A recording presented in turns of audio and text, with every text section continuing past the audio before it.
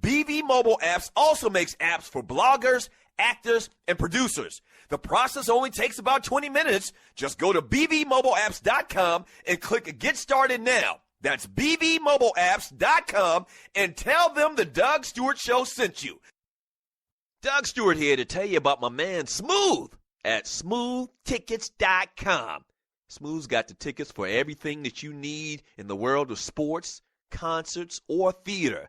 I don't care what it is. I don't care where it's at in this great land of ours. My man Smooth at smoothtickets.com, he got them tickets. I'm telling you, boxing, baseball, NBA, NFL, country music concerts, hard rock, hip-hop, theater, Broadway, he's got them all. And if he don't have them, there ain't none. I'm telling you, smoothtickets.com. Once again, that's smoothtickets.com, or give him a call at 404-374-1150. Once again, that's 404-374-1150. You got to tell him, though, that I sent you. You got to tell him that Doug Stewart sent you. Once again, smoothtickets.com. That's smoothtickets.com. Yeah! National Debt Relief is one of the country's largest and most reputable debt settlement companies, made up of energetic individuals who are passionate about helping thousands of Americans with debt relief. Most importantly, we're all about helping our customers through a tough financial time in their lives with education and individual customer service. We're dedicated to helping individuals and families rid their lives of burdensome debt, specializing in debt settlement, and they've also negotiated settlements for thousands of creditor and collection accounts. Providing clients with both expertise and proven results, this means helping customers in time of hardship to get out of debt with the least possible cost. It can also mean conducting financial consultations, educating the customer, and recommending the appropriate solution. Core Services offer debt settlement as an alternative. I repeat, alternative to bankruptcy, credit counseling, and debt consolidation. National Debt Relief is your #1 advocate group to help you reestablish financial stability as quickly as possible. So give us a call at 844-828-4975. Again, that's 844-828-4975, and work it out.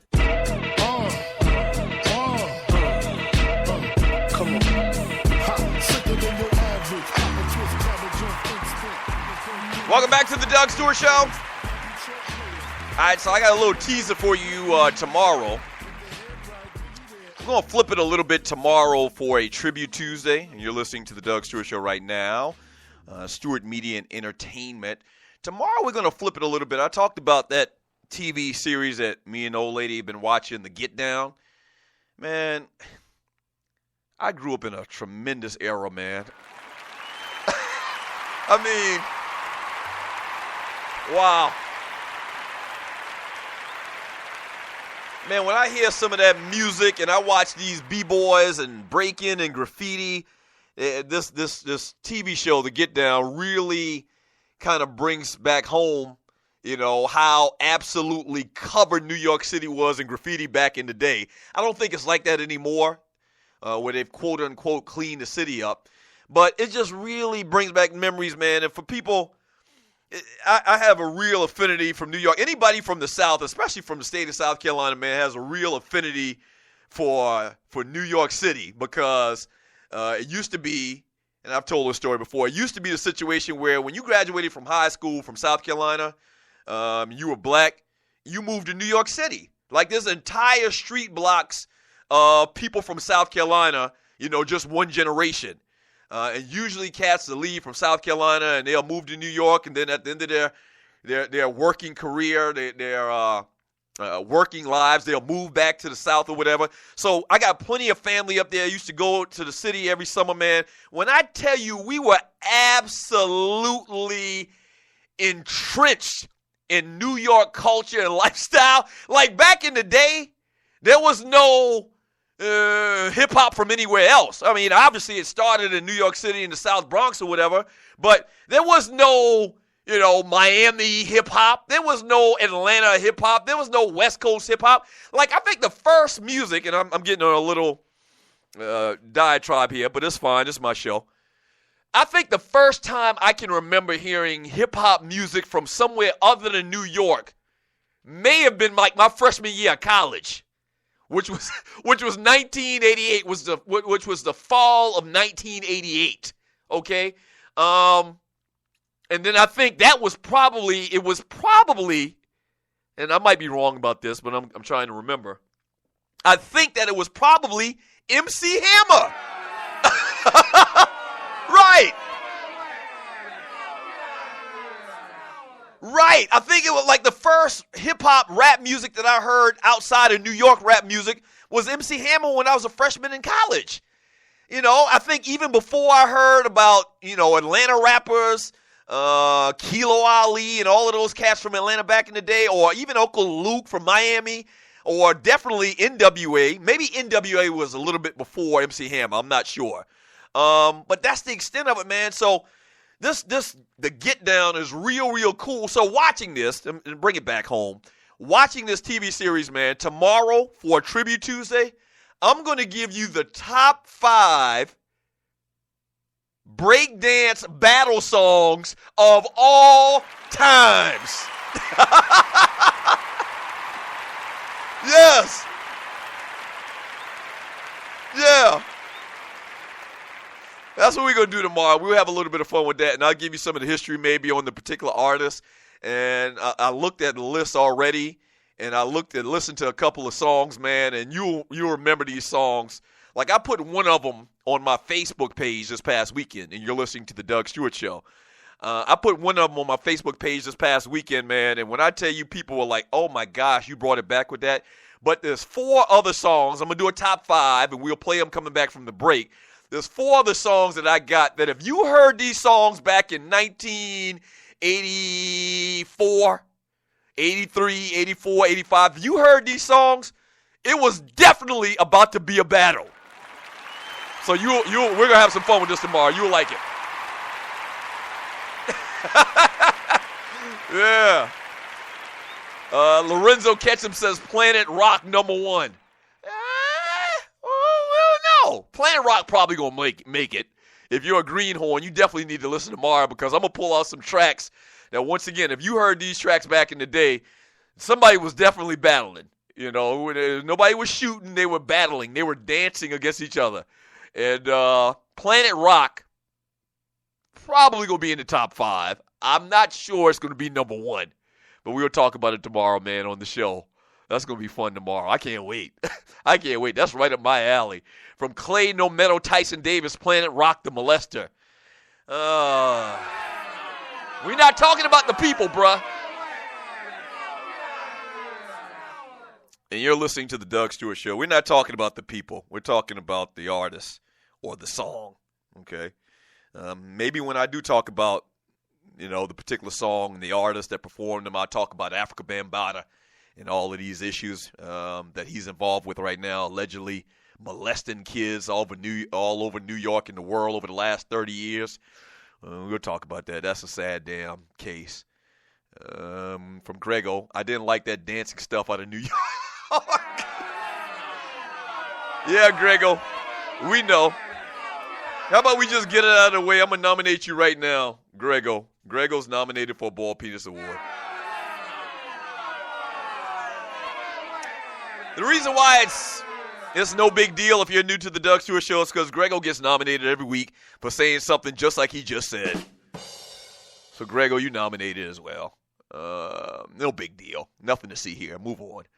From RC, Ice-T was the first West Coast rapper I was introduced to, then Too Short, and then NWA. Yeah, to be honest with you, man, I can't remember the exact order, but I'm going to guess it was MC Hammer or NWA. And I'm thinking NWA probably came before MC Hammer. But outside of that, man, it was strictly New York City. I mean, that's where hip-hop came from. From What Up Falcons, Doug, you heard of NWA, Ice-T, Too Short in the 80s? Of course I heard about them, and I heard of them, but I can't remember the order. But for the first, let's just put it like this. For the first time I heard hip-hop music on radio and heard a song like on Wax or whatever was Rapper's Delight. What was Rapper's Delight? That was probably like 83. So from 83 to like 88, I never heard any other song on radio, on wax, anything other than hip-hop song, other than a rapper from New York City. That was it. That was it. Nothing, nobody else, nothing. That's why these youngins today, these greenhorns today don't understand. And that's why it's such an incredible accomplishment of hip-hop being global now. And the fact that you got your Dre's, your Outcasts from Atlanta, and you got your Rick Rosses from Miami, and your NWAs, and your all of the different artists from the West Coast, man, doing it so big, and how hip-hop is $1 billion business. It's incredible. They took it from nothing to $1 billion industry. It's an incredible story, man, and I grew up right in the midst of that. Now, I'm in the South. Obviously, it was projection. The projection was much bigger up north, but the influence was all over. Like I remember when they did the NWA movie, and you're listening to the Doug Stewart Show, and or maybe Dr. Dre and Ice Cube were doing an interview, and they were saying how they were just so engrossed in the hip-hop culture in New York, and like all of the rappers in the West Coast wanted to sound like the New York rappers because that's all they knew. And then they said they kind of had the idea to rap the way that, and about things in where they're from, and changed it up and had a different style, and they used different music. And then you heard the G-Funk era came along, and, all of that old school music that Dre used back in the day. And it all came from listening to hip-hop, man. And this TV show, man, The Get Down, really interesting. It stars, one of the stars in it is the kid that played in Dope. The movie Dope came out about a year, maybe 2 years ago. He's in this movie as well. I guess they already typecast his ass. Any hip-hop movie he plays in it. But the main star of Dope actually is in this TV series as well, The Get Down. It's good stuff, man. It's just nostalgic. It's just nostalgic, man. When I was in middle school and everybody was rapping or everybody was a b-boy, everybody wanted to be a graffiti artist. We had the little books and we were drawing graffiti in the little books like the New York kids, like the rappers in New York City, man, and wearing their fashion. Everybody wanted to have Puma sneakers or Adidas shell toe, a name belt, a name chain, a Kango, just all of the fashion and all the styles, man. We were engrossed in that stuff, man. We were. It was just a great era. The music, when I hear Planet Rock, man, I just it takes me to a happy place, man. It really does. It takes me to a real happy place. Oh, my gosh. Pull up a couple of videos, man. Beat Street, Bronx City Rockers. Watch those cats battle back in the day, man. It was just a great, great era. We came up in a fantastic era. If you're in your mid-40s, you came up in one of the most incredible times in music in this country's history. Think about it. And I know I'm kind of going on and on about it, man, but think about what hip-hop has meant to this country. Think about it. They took the beats from the street and put it on TV. Who was that? Run DMC. They took the beat from the street and put it on TV. Wow. Incredible. Incredible. Bonus stew today? Possibly no. I know. We got to get out of here, man. I just realized I do got to go see a man about a horse. I forgot about an appointment I had. Shut up! We gave them 2 hours. We gave him 2 hours. We gave him 2 hours, man. Hey, man, we apologize once again about the little technical difficulties we had in the first show, which we deleted that, I think. We took it totally off the system. So this is the show for August 22nd, 2016. Thank you for tuning in. Thank you for still, getting down with your boy through those little issues. Thank you, Stewies. Thank you.